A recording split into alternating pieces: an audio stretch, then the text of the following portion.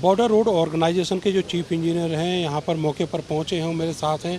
Sir, अभी तक जो आपने यहाँ जायज़ा लिया है, क्या स्थितियाँ हैं और कैसे पुल बनाने की पूरी स्ट्रेटजी तैयार की जा रही है? ये यहाँ से वहाँ तक का जो स्पैन है 90 फीट का स्पैन है।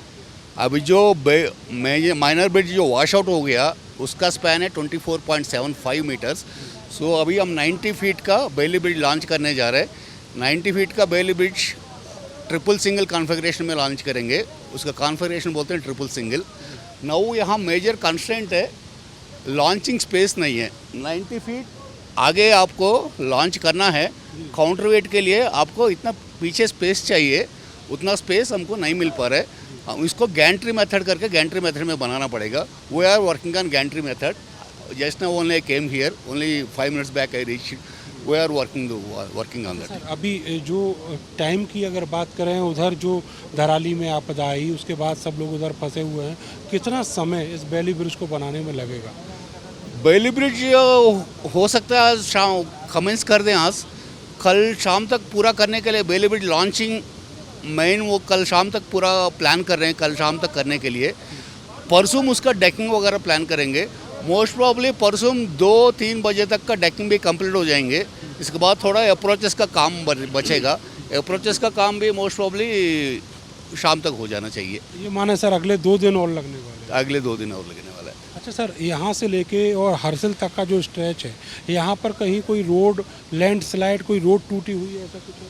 आगे दरबरानी करके एक जगह है, वहाँ रोड 100 मीटर का रोड वॉश आउट हो रखा है। अभी यहाँ जैसे हमने इसको थ्रू करेंगे, मशीनरी वहाँ ले जाएंगे, वहाँ वही रोड काटने का भी जगह नहीं है। वहाँ वायर क्रेट से फिर बिल्ड करना पड़ेगा।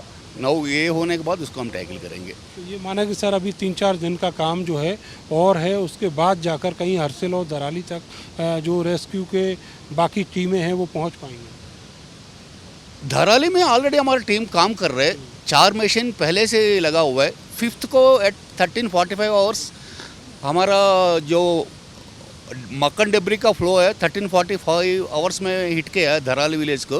With in next couple of hours our equipment was there. We have already deployed vehicle, our equipment within a short period. But unfortunately, that day work could not commence because of inclement weather. 6th morning, weather improved. We have tackled almost all the places like Rishikesh, Dharasu, some 4-5 places. Landslides were there. Narayan, then Narendra Nagar, then Kandiasur, Chinyalisur, kilometer 115, kilometer 117, 125, 136, the Dharasu Bend. All the locations were red. We made by 11:30 hours, all the locations were made green. Traffic was able to reach up to Uttarkashi. After Uttarkashi, several slides were there. One at Maneri, 2 at kilometer 181, there was one more slide. And Papadgarh, there were 2 more slides. Papadgarh, today only we were able to make it green by some 1200 hours. Now this is the next bottleneck. This we will be tackling. It may take 3 days. By end of these 3 days, that Dharali we have already cleared 90 meters. Total 300 meters of muck and debris deposit was there onto the road up to a height of 15 meters. Out of 300 meters, we have already cleared 90 meters. We have augmented our number of equipment. Day 1, we have deployed 4 equipment. Now it has increased by 2 more. So as of 1200 hours, today 90 meters was cleared. After that, we were not getting any update. Our endeavor is to clear that Dharali muck and debris before weather gets again weather goes against us. Yes, sir, क्या forecast है इसका weather को लेके?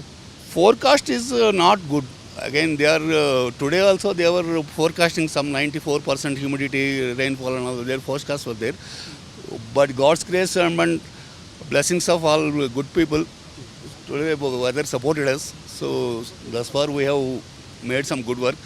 All this progress should not go waste. We should not come to go back to that square zero. That's we are mounting on those things. That's why our team, everybody is placed here. Hopefully, whatever the work till the time the light permits or weather permits, we will make and endeavor to whatever progress can be done today, so that tomorrow we can finish with the launching of the bridge. Day after tomorrow, decking. Then after that, approaches. Parallelly, we are trying to get that Dharali thing cleared. We will tackle this Darbani washout from that place also. Once launching is done, I think before decking is moved, we can move something to this Darbani location also. By it is not like sequential thing. Once we make this bridge, then we will go to Darbani and we will Dabran and make that tackle that. Parallelly, we will be able to do that. Thank you very much sir.